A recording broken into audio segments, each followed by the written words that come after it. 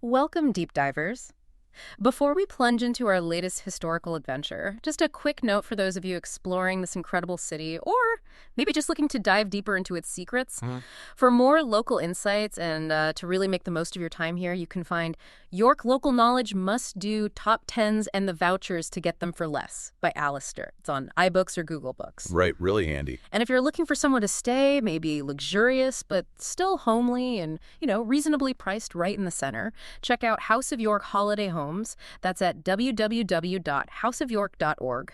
They've got those places right next to each other too, haven't they, for bigger groups? Exactly. Up to 6, 12, or even 18 people if you hire all three. They're great for couples and families, really take the stress out of planning your stay. Sounds ideal. Okay, so let's set the scene. Imagine York. Right after the Battle of Bosworth in 1485. It's this ancient city, kind of frozen for a moment. The city council, they were fiercely loyal to the old king, Richard III. And they actually recorded his death with this profound sorrow, saying he was piteously slain and murdered to the great heaviness of this city. That really says something, doesn't it? There's almost a defiance in that sadness. Yeah, even as the whole world is shifting under their feet. And that mourning for Richard III, it really does set the scene perfectly. It wasn't just a change of king for York. This was, well, seismic.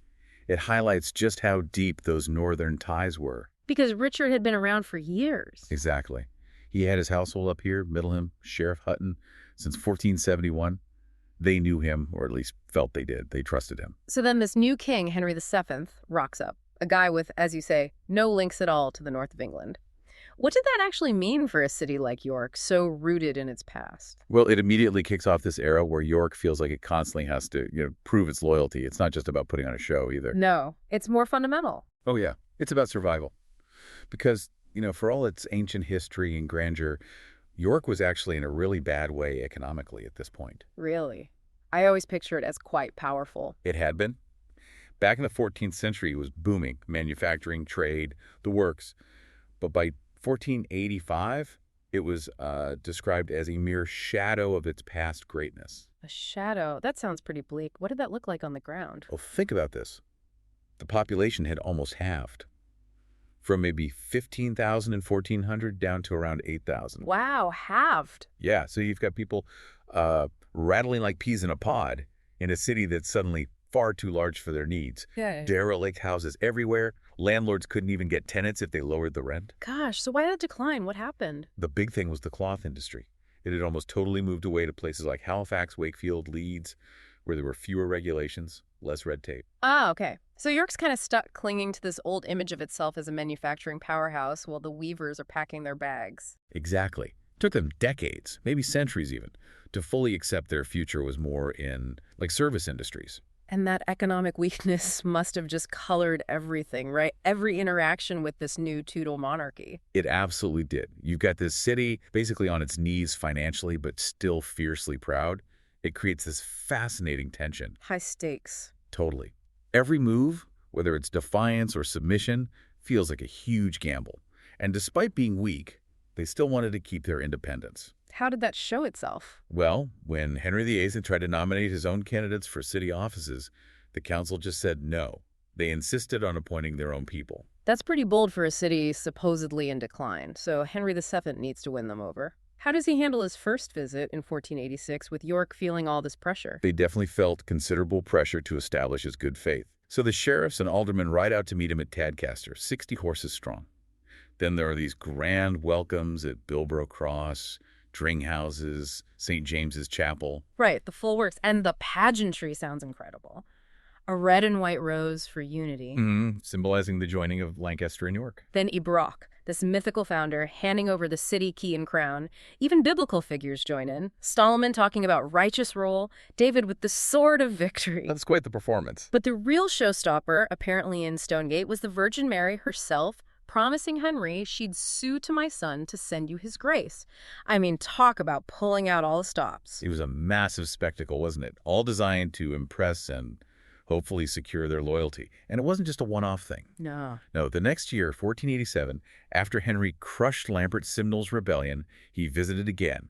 And again, the mayor and corporation met him, giving due lovings unto Almighty God for the great fortune, noble triumph, and victory. So lots of bowing and scraping in public. But did winning over the council mean winning over everyone? Were there still tensions bubbling under the surface? Oh, definitely. You've hit the nail on the head. In 1489, loads of York citizens actually sided with agitators from the North Riding who murdered the Earl of Northumberland. And why? Royal taxes. Ah, taxes. Always a crowd pleaser. Exactly. And there were other things, too. A nearly decade-long argument about grazing rights for animals, riots against the corporation itself in 1504. The population might have shrunk, but their spirit hadn't. Sounds like a constant headache for the crown. So how did his son, Henry VIII, deal with this persistent, sometimes maybe petty defiance? Henry VIII wasn't messing around. In 1517, his response was pretty blunt. He just revoked the city's charter. Revoked it just like that? Yep, issued a new one that basically slashed the powers of the Common Council. It shut ordinary folk out of local elections for centuries, really, tightened the screws, making it very clear who was actually in charge. Okay, so civic independence gets a major knockback. You'd think York might be, subdued by now. But then there's this other huge force in the city, the church. We're talking the Minster St. Mary's Abbey, which provided a third of the clergy, apparently, Holy Trinity Priory, St. Leonard's Hospital, 4 friaries, 40 parish churches. It's an enormous economic and social presence. Absolutely enormous. Think of the jobs, the demand for local food, supplies, vestments, even books. Yeah. York got an early printing press, partly because of the church's needs. So initially, Henry VIII breaking with Rome didn't directly affect them much. Not immediately, no. His initial moves, like preaching against the Pope, didn't change daily life that much right away. But Henry was an impoverished king. Ah, and the church was rich. Very rich. His envious eyes soon turned to that wealth. Just the monasteries alone brought in almost double the crown's average annual income. Right, that's a dangerous imbalance when the king needs cash. And it didn't end well for the church, did it? No. The 1536 Act to dissolve the smaller monasteries, those worth less than £200 a year, hit York directly. Clementhorpe Nunnery and Holy Trinity Priory were suppressed. And this is what sparks the Pilgrimage of Grace, or at least contributes to it. It's a major factor. There were already riots and arguments happening in York before the main rebellion kicked off over in Beverly. The atmosphere was tense. Then Robert Aske gets involved. Right, a Yorkshire lawyer, apparently forced into leading it initially. He marches 4,000 or 5,000 horsemen into York on October 16th. Into York itself, that's bold. Very. He's led ceremonially to the high altar in the minster, puts up this order restoring the monks and nuns. Then Sir Thomas Percy arrives with his forces all gorgeously decked out, riding through the city. It's a huge display. A massive challenge to Henry. How did it end for York? Well, the city's delegation went to Pontefract and managed to get a royal pardon. But Henry wasn't the forgiving type, was he? He decided he needed to make an example, intimidate people. And Aske. Aske was sent back to York. And in this really dark, grimly ironic twist, he was executed at Clifford's Tower on July 12, 1537. The official line was, it was the place where he was in his greatest and most frantic glory. Wow, the scene of his triumph becomes the place of his death. Brutal. A very clear, very public message, don't mess with the king. And the final, ultimate act of submission from York came a few years later, September 15, 1541. What happened then? The mayor and city officials had to go out to Fulwood Cross to meet Henry VIII and his new wife, Catherine Howard. But instead of their usual scarlet robes, they wore sad tawny, humble. And they knelt. They knelt. The recorder gave this long speech admitting their most odious offense of traitorous rebellion, pledged their goods and bodies to the utter effusion of our heart's blood. Good grief, all that effusion of blood. Followed, of course, by a gift of 140 pounds in gold, which Henry graciously accepted. It just shows how fast you had to switch allegiances to survive, doesn't it? Absolutely. And this whole episode just hardened Henry's resolve about the monasteries, I imagine. Definitely. After the pilgrimage, there was no stopping the dissolutions. All the remaining religious houses in York voluntarily surrendered. St. Mary's Abbey, huge place. St. Leonard's Hospital, all 4 friaries. Gone. That's a staggering change. What happened to all the monks and nuns? Nearly 150 of them, you said. Yeah, dispossessed. Now, the heads of houses, like the abbot of St. Mary's, got decent pensions. He got 400 marks, which was a lot. Some monks got pensions too. But the friars, they often went empty away. So, destitution for many. Surprisingly, no, not widespread destitution. A remarkable number actually found new jobs within the secular church. They adapted. Really? Like who? Well, there's William Grime, who was a monk at Holy Trinity. He became the rector of Holy Trinity Church in Micklegate. Two monks from St. Mary's, Richard Barwick and Thomas Bynes, became rectors of St. Saviour's and St. Mary's Castlegate. So, some continuity there, at least for individuals. But what about the buildings? St. Mary's Abbey Church must have been magnificent. Oh, huge. Rivaled the Minster, apparently. That, St. Leonard's Infirmary Chapel, the friary churches all suddenly redundant. So what happened to them? The lead was stripped from the roofs, and they basically just fell into ruin. They became convenient quarries, sadly. Valued chiefly as quarries. What a loss. And not just buildings, right? Education, too. Yes. St. Mary's had a boarding house for 50 poor scholars. St. Leonard's had a grammar school. Gone. Plus, major libraries were broken up and scattered. It sounds like the city didn't really mind seeing these huge institutions go, though. The sources mention a seeming lack of concern. It's odd, isn't it? But the thinking is, most ordinary citizens felt their main connection was to their local parish church, not these big, slightly remote monasteries. Ah, I see. Their day-to-day church. Exactly. Though apparently they did miss the friaries. They were seen as the clerical funeral directors of the future. So maybe losing their preferred undertakers stung a bit. Missed their funeral planners. And all these empty monastic buildings created a property boom, or bust. A flood onto the market, an unprecedented number of buildings. And guess who snapped a lot of it up? Sir Richard Gresham, a London financier, bought about a quarter of York's housing stock that used to belong to the monasteries. A quarter? Wow. A massive reshaping of who owned York. Completely reshaped the city's property map. And the religious roller coaster didn't stop there. Next up is Edward VI. Henry VIII's son, the young Protestant king. Very much a convinced Protestant. His Reformation targeted chantries, places endowed to say masses for souls, a practice that Northerners in York apparently clung tenaciously to. How many were affected in York? Around 100. The Minster lost St. Sepulchre's College and St. William's College. And many priests who'd maybe found refuge after the monasteries dissolved were kicked out again. A double blow. And the number of parishes was reduced too. Yeah, the corporation argued they couldn't maintain all 40 churches, so they cut the number down to 25. So outwardly, York complies again. Altars out, communion tables in, statues removed, scriptures painted on walls. On the surface, yes. Compliance was the safest bet. Open challenges were rare. But beneath that, that's the interesting part. Tell me more. Well, you have Archbishop Robert Holgate, appointed in 1544. He's pushing Protestant theology hard, mandating lectures, new Bible commentaries in the Minster. But then, he causes a bit of a scandal. Oh. In 1550, age 68, he gets married to a local gentlewoman in a very public ceremony. Apparently, it was intended to scotch rumors that he entertained papist sympathies. Right, look how Protestant I am. I'm getting married. Exactly. Except, it backfired spectacularly. It turned out his new wife had actually been married off as a child to someone else who was still alive. It landed Holgate in a massive, embarrassing legal quandary. Oh, dear. I bet some people enjoyed that. The sources say it brought undisguised glee to some of the more conservative clergy. You can just imagine the snickering behind hands. I can. But then the pendulum swings again with Mary Ave, Henry's Catholic daughter. And swings back hard. The York Corporation wastes no time recognizing her, welcoming the accession of so noble, godly, and most rightful a queen. Masses apparently just started up again spontaneously, even before Parliament officially changed things back. What happened to poor Archbishop Holgate and his complicated marriage? Swiftly packed off to the Tower of London, deprived of his job for breaking his celibacy vow.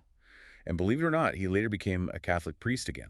You couldn't make it up. Did Protestantism just vanish in York then? Not entirely. Inside the Minster, there were still some committed evangelicals, described as the sole bastion of Protestantism. 7 prebendaries and 3 vicars choral lost their posts because they had married. But outside the Minster... Outside, the veneer of Protestantism just seemed to melt away pretty fast. The famous York mystery plays were brought back, including pageants about the Virgin Mary. But interestingly, York didn't see the burnings that happened elsewhere under Mary, did it? No, that's remarkable. Very few heresy trials, and not a single Protestant martyr was burnt in the city. A lucky escape compared to some places. Though Mary's reign ended grimly too, didn't it? With that sickness. Yes, the final years were overshadowed by a terrible mortality crisis. 1557-59. Probably the worst of the whole century for York and England. The sweating sickness, likely a nasty flu, hit everyone, rich and poor alike. One statesman claimed the third part of the men of England died. A really dark time. A dark end, leading into Elizabeth's long reign. Now things start to stabilize a bit more. Economically, yes, York starts to recover under Elizabeth. But politically and religiously, the central government really tightened its grip. How so? The council in the north, it was reorganized, made much stronger, and crucially, it was permanently based in York from 1561, right in the King's Manor. That made York the administrative and judicial capital of the north right up until the Civil War. Okay, so York becomes a major center of government power. Exactly. And alongside it, the High Commission Court also started operating in York in 1561. Its job, enforcing religious conformity, summoning people from all over the north. So more pressure to conform. But was Protestantism actually taking root quickly? It was slow going, actually. Even with energetic reformers like Archbishop Grindal and later Dean Hutton, who banned the traditional Christmas plays and the mystery plays eventually change, was gradual. Catholic sympathies lingered. I read that amazing detail in 1562. Some gentlemen actually placed bets that the crucifix with Mary and John will be back in churches within a year. Shows how much hope, or maybe wishful thinking, there still was, doesn't it? And Archbishop Young estimated in 1564 that only 2 out of 13 aldermen really favored the new religion. 2 out of 13. Wow. Any other signs of resistance? Oh, yes. Alderman Standeven in 1567 openly declared himself a member of Christ's Catholic Church. Alderman William Coupland had a funeral in 1568 with wax candles and poor men in black gowns, very traditional, very Catholic looking. Isabel Ward, the last prioress of Clementhorpe, made no attempt to disguise her beliefs when she died, leaving money for Catholic ceremonies. So still a strong undercurrent. Then came the revolt of the Northern Earls in 1569, another rebellion. Yes, similar roots to the Pilgrimage of Grace, political, economic, religious grievances. And crucially, the Pope had excommunicated Elizabeth by then, which basically gave the government grounds to view all Catholics as potential traitors. But York didn't join in this time. No, they'd learned its lesson in 1537, as the source puts it. The city authorities took resolute action against the rebellion this time. Okay, so that must have marked a shift. How did the Crown deal with Catholics in York after that? Things got tougher. The Counter-Reformation message was getting through from places like Douai, telling Catholics they absolutely shouldn't associate with the heretical state church. No compromise. And the High Commission Court steps up. It starts prosecuting Catholic recusancy, basically. Okay. Fining or imprisoning people for not attending the official Church of England services. Okay. Things got so serious that in 1579, the mayor himself, Robert Crippling, was actually imprisoned during his term. The mayor imprisoned? Why? For being too lenient, for not punishing Catholics severely enough. An unprecedented step, apparently. Shows how high the stakes were. That really brings it home. And this is the era of Margaret Clitheroe, isn't it? Her story is heartbreaking. It really is. Margaret Middleton, married to a butcher, John Clitheroe. She converts to Catholicism, gets imprisoned several times for hiding priests. Apparently, she loved nothing more than to make a pilgrimage to the Tyburn where the seminary priests had died. Deeply devout. And she refused trial in 1585. Yes. Possibly, tragically, not realizing the penalty for refusing to plead in a treason case wasn't execution by hanging or beheading, but being pressed to death. Horrific. She died in the York toll booth on March 25th, 1586. The accounts say she was arrayed as a bride awaiting her bridegroom. Her death caused universal repulsion, even among Protestants. Just the sheer brutality of it. Such a brutal time. Yet, despite stories like Margaret's, Protestantism did eventually gain ground. Slowly, yes. Initially, the city clergy weren't really equipped for fiery Protestant preaching. But the Lord President of the Council of the North, Huntington, was determined. He really pushed the corporation single-handedly, the source says, to hire a proper civic preacher. Even though the mayor wasn't keen. Crippling, the one who got imprisoned. Yeah, he expressed no enthusiasm, funnily enough. But Huntington persisted, and York hired its first civic lecturer, paid him a substantial salary of £30 a year. His successor, Richard Harwood, preached for over 30 years. That makes a difference. And the city council itself started changing. A new generation came through. They became more proactively Protestant, destroying medieval stained glass, showing the Mass in St. Thomas's Hospital in 1578, promoting strict Sabbath observance, banning drinking during church services, closing shops on Sundays, that kind of thing. And the Huguenots, French Protestants. Their presence in the city also seemed to encourage this growing emergent Puritanism. And it all gets tangled up with patriotism, doesn't it? Especially with the war against Spain. Massively. Being loyal to Queen Elizabeth increasingly meant being Protestant. Over 1,300 people in York signed the Bond of Association in 1584, pledging to defend the Queen. When she survived an assassination attempt in 1586, there was great rejoicing and singing of psalms and ringing of bells in York. Loyalty to crown and Protestantism become almost synonymous. So by the end of Elizabeth's long reign, where did York stand? Had it recovered from that earlier slump? Oh yes, the centuries-long depression had lifted. That permanent Council of the North based at King's Manor was a huge boost. All those officials, lawyers, people coming for court cases, they needed food, lodging, clothes, everything. Good for business. Very good. Welcome custom for local bakers, butchers, brewers, tailors, drapers, shoemakers, glovers, and many others. By 1596, there were 64 inns in York. Luxury trades expanded. The city cleared its debts, stayed solvent. They even managed to rebuild the Ouse Bridge after that big flood back in 1565. That must have cost a fortune. It did, but they managed it. Trade picked up too. York merchants dealing in Yorkshire cloth led from the Dales, food, importing luxuries. Long-distance trade revived. York's overseas trade in the 1580s was apparently 3 times that of Hull. 3 times Hull, wow. Yeah. And money lending became a big source of income for some York merchants too. And the population bounced back. Increased significantly, maybe up to 12,000 by 1600, mostly due to immigration into the city, plus fewer major epidemics after around 1560, apart from that bad bout under Mary. But growth brings problems too, right? Poverty. Definitely. The city really struggled with an influx of poor people. They tried everything. Licenses for begging, weekly taxes for poor relief. A workhouse, though, the spinning and weaving schemes there were apparently loss-making. They even set up a house of correction. Did anything work? Eventually, they often just resorted to sending immigrant paupers back where they came from. But despite those extremes of wealth and poverty, the overall picture by 1600 is of a city that's a far more dynamic and optimistic place in which to live. What an incredible arc. From mourning Richard III and facing ruin to becoming this key administrative center integrated into the Tudor state. It really is a tough journey.